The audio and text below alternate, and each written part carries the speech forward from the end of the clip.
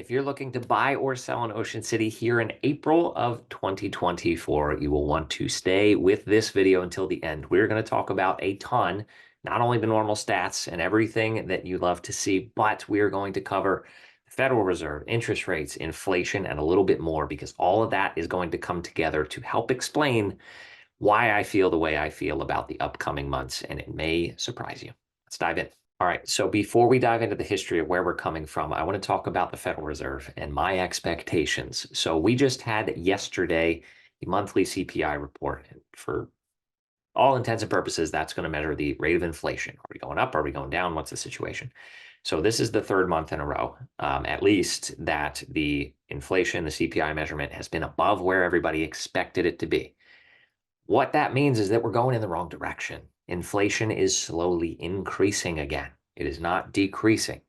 And even if it were to stay flat around 3.5%, that is still a point and a half more than the Federal Reserve's target of 2%. So if you have no idea what I'm talking about, I would definitely recommend looking into some of that. I've talked about it in some past videos about the basis of how all this works. But the short version is we have the Fed's next rate meeting and their next decision is going to be in July, whether they increase, decrease, or stay steady with the short-term rates that they set. So they're one lever to help control inflation. It's the only thing that they can really do to bring it back under control. Cutting rates is going to make it worse. So originally at the beginning of the year, hey, 3 rate cuts are likely to happen. Betting markets, Jerome Powell came out and said, yes, that's what we expect. I've been pretty adamant over the course of this year, number one, that we weren't going to see anything in the first half. Looks like that's going to play out as I expected. I had felt that there was going to be a good chance that we would see rate cuts in the second half of the year.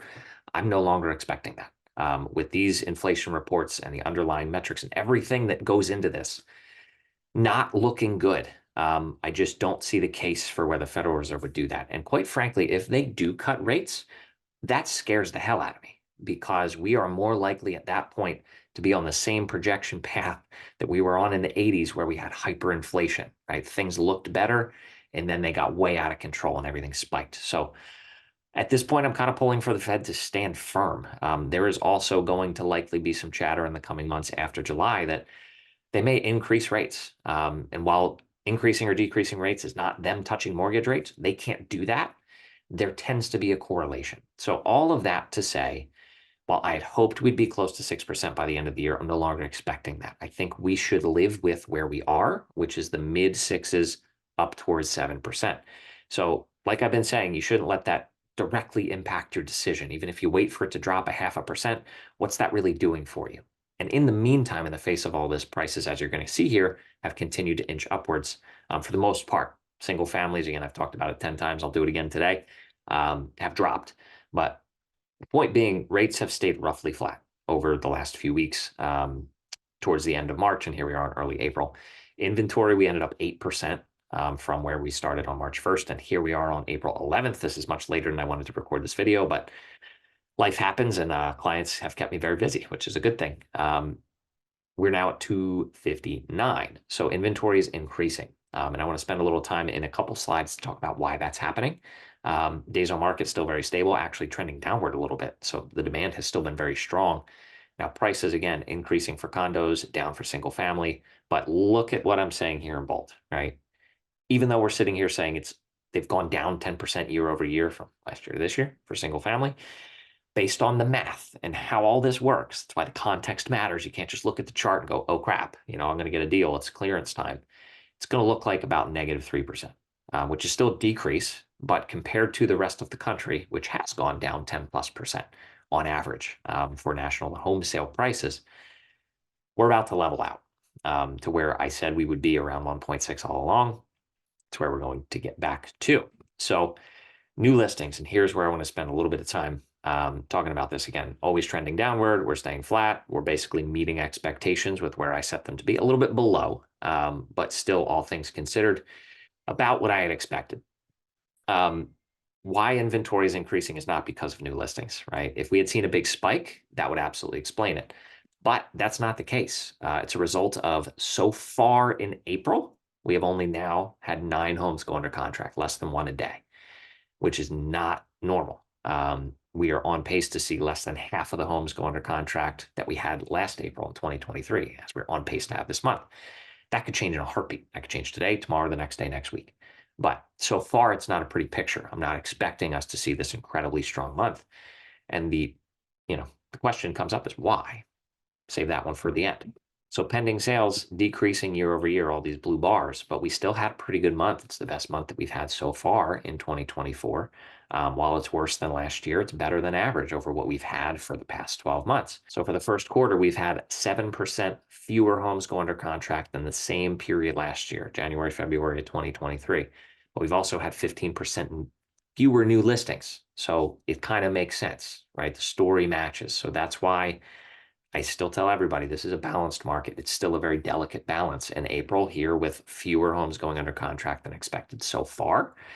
That delicacy, I think, is showing a little bit. There's still homes that get multiple offers, don't get me wrong. I'm aware of several that have sold off market as well. So not everything's going to be reflected here, but we are going into pretty precarious territory. Now, closed sales, again, stronger than last year. It's a good thing. It's a good sign. Months of inventory starting to swing back up for these single families. Single family inventory is building. That's at both the high, low end, and everywhere in between, which is good to see, quite frankly. Now, here's where, again, we're going to see this bar jump up pretty good next month. So we've seen what looked like it was this downward trend. But again, if you've been paying attention to these market updates, watching me, following me, wherever you choose, I've been consistent about this, right? This does not mean that prices are out there dropping. We're not 10% lower than we were last year. In reality, it's just how data works sometimes. We have skewed metrics, and that's what this was. We're going to see that finally correct next month. Now, again, days on market for singles have taken a dip downward. And if last month is, an indicator of being an outlier in and of itself, we are seeing a pretty decent downward trend to that point. Months of inventory for condos, very, very steady Eddie over the past 2 years after we got out of chaos mode with the super low rates in the beginning of 2022. So sale prices for condos, again, just because you see a dip downward doesn't mean that there was really a decrease. We had a huge increase over the past 2 months. This is getting back in line with that. And next month, I would expect to see something similar. Not a huge increase, not a huge decrease. It's just the way of the world here in Ocean City, but days on market, again, very, very stable there. So I want to take you through this, and then we are going to talk a little bit more about two things. Again, another note about interest rates, and again, what that's all going to mean for us here, and any actions you should take, whether you're considering buying, selling, or both, as well as one little nugget about this NAR settlement that is set to potentially take effect in July. We're going to cover a little bit here, and then next week's video is going to be all about that. So mortgage rates, again, I assume that the Fed is done. I would not be shocked. I think it's a very low chance that they increase rates this year again, but it's a non-zero chance. I expect them to stay flat because we've seen enough progress, I think. If we continue to see those inflation reports go in the wrong direction, my tune's going to change very quickly because clearly staying at the rates where we are isn't doing anything. It's not doing enough, even though it's painful, right? Going to the grocery store is painful for all of us, but inflation as a whole has been very, very hard for the Fed to wrangle in. Now, inventory-wise, an increase in April and March is normal. We usually see a nice spike as people are transitioning from one home to the next, getting out before the season, whatever the reason is. Inventory usually starts to build before it then starts to fall off as we get closer to summer. So very, very normal here. And again, what I want to hit home here is it didn't get as high as I thought it would at the end of last month. I was predicting closer to 260 based on the trajectory of what we had seen. And it wasn't that we missed on new listings. Again, we hit expectations there. What surprised me was the strength of the amount of homes that went under contract. That was more than I expected. So the demand was stronger than I anticipated. That's why I whiffed on my inventory prediction. Again, I'm very fallible. All I can do is be guided by the data and my own opinion based on what I see day in and day out. But price-wise, we're going to see things, again, start to level out a little bit here. So I'm quickly going to once again show you my contact information here. All of it's down in the description, but what I really want to do is talk for maybe 2 more minutes about some very important stuff. Number one being, what does all of this mean to you, right? All of the markets, right? We'll use that word, the markets, have bet that the Federal Reserve is going to make 3 cuts this year. If that doesn't happen, right, those 3 cuts are baked into every investment option. That's bonds, that's mortgages, that's everything. So if it becomes clear, when it becomes clear, I should say, that that's not going to happen, there's going to be a ripple effect. And what that is likely to do to mortgage rates is make them jump back up towards 7, potentially a little bit above 7. So if you are considering buying, you need to be aware of that. And that is not you should never buy or sell something just because of the mortgage rate.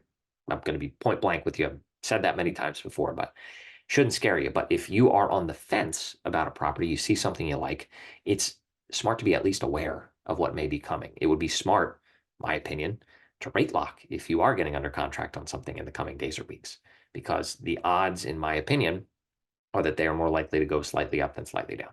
And in either way, rates climb faster than they come down. So over time, right, refinancing may be an option, maybe.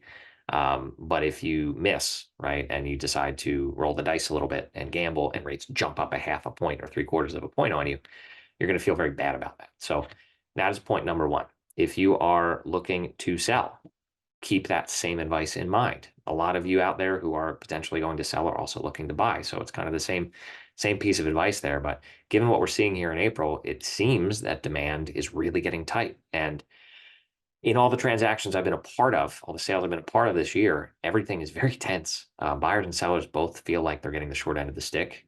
Negotiations are definitely harsher than they have been in the past. And it's just harder now. It's harder now. And along those lines, right, here we have this NAR settlement that I'm sure you've probably seen or heard something about at this point. And it deserves its own entire video of me talking you through all of this. But the thing you do need to know is right now it's predicted and projected that those changes will take effect in July. And what that means, and what I truly believe, not just me, other agents that I've talked to about this recently, it's going to create a bunch of chaos and, quite frankly, a lot of stress for both buyers and sellers trying to navigate this. There's going to be disconnected information. There's going to be a ton of misinformation out there. So if, again, you're able to line something up to buy because you love the home, you feel okay about the mortgage rate, and at least you know what the playing field is going to look like. If you're able to close before July, you're in a pretty good position. If you're going to wait until after July, there's going to be more dynamics for you to navigate. And one of those is that you will legally be required to attach yourself to a buyer's agent. That precludes you from calling every listing agent under the sun, doing things the way that they seem to be done now for some people. I've never pushed anybody to sign an exclusive buyer's agency agreement, but that is now going to become part of my business practice. And there's going to be other stipulations that go with that. So I don't say that to scare you. I'm always going to make this as easy, seamless, and understandable and stress-free as possible. The point, though, is that how things have been done for nearly 100 years is about to change. And it's going to take some time for there to be a new norm established. So there's going to be a lot of, I'll just call it chaos. Again, that's chaos in communication. That's chaos in understanding what your options are. So my goal and my promise to you is that I'm going to help continue to educate you as much as I can along the way through these videos, right, that are accessible to everybody. And there have been plenty of people, and I'm happy to say, honestly, that have used the advice that I've put out here on this channel, in this Facebook group, or wherever you're looking at, that they've used that information to buy a home, even not with me as their agent. And I honestly think that's a point of pride that people have sought out secondary information and it's informed them enough to make the purchase. Going forward, I can't promise that the same level of information is going to be disseminated quite as freely. I think I'm going to have to take things to the next level for the clients who have committed to work with me and, would like my assistance in buying and selling real estate down here in Ocean City.